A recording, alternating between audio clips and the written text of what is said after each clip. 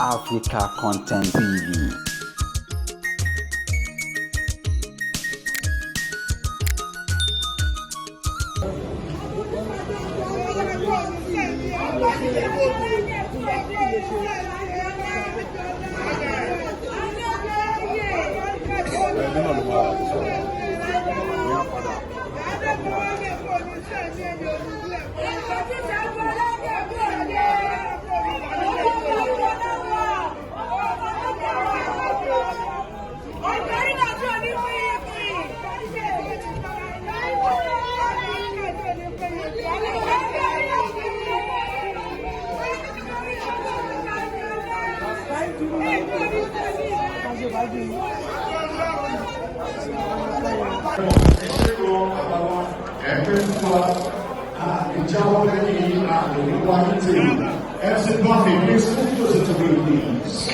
Yes, head comes to the round. Let's want to one way.